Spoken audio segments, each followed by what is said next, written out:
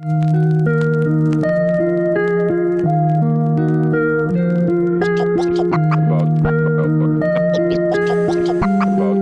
is the age of 80 sins,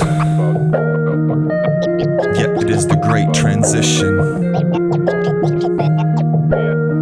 Ladies and babies and deities raised in ignorance. The world we exist in is beyond the farthest comprehension to all of us at times. All these horrors and crimes, appalling mass extinctions, wars and patriarchies. Gaia's Pachamama is evolving and reborn in the great shift of matriarchal transition. Wisdom of Kisat al-Garanika, from Ahmadiyya to Ismaili Islamic women and the indigenous diaspora. From Mauras to Maoris and beyond, this clash of the classes like Marx has predicted. I am but a Tsigani anarcho-communist comrade in comparison, vying for harmony like Tara's islands and precincts. They are incomparable beings like non-binary forms, from Cassandra to forgotten prophetesses, biblical and Quranic, from Cassiopeia to Andromeda and Arcturus. When we think mythologically and mystically, we are spiritually limitless, not restricted from men's religions that bind us into non-sentience and submission, like false apostles of Yeshua, who brought us gospels like Kemetic Rastafarian kindred of Polarian times, with Aquarian minds to evolve all that we are in the present. Apocalypso etymologically is a mesmer magician, lifting the veil of endless deceptions in her form as an African nymph. Yet there is so much going on, it's not possible to describe what we're constantly warring with.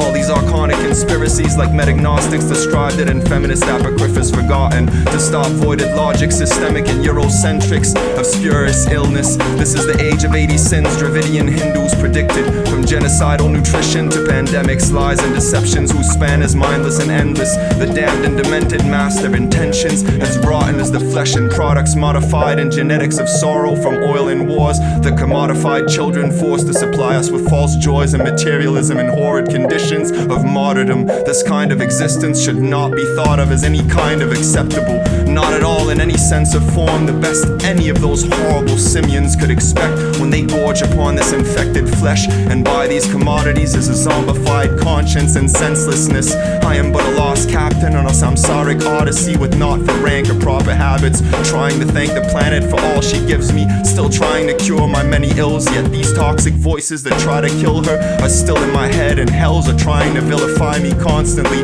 as I'm still trying to battle all of them. But my ailments are a lot more than I could possibly mind without Goddess beside me. Still I will always follow her guidance and abide by hallowed logic and morals, like messengers and formless prodigies prescient. Audibly I get that I am not yet the lioness offspring that I'm meant to be because of these injections. Yet I will be bionic and conquer effortlessly the hordes of wanton men demonic for all the sordid projections. I am meant to be a Maharishi and a Swami like Sri Amam, a seer of sorts for species forgotten that predicted the fall of patriarchal religions and the rise of all women across continents and beyond them, like Aboriginal lore described it in two spirits as watchers. Nada can stop the polymorphic Hopi oracles and prophecies.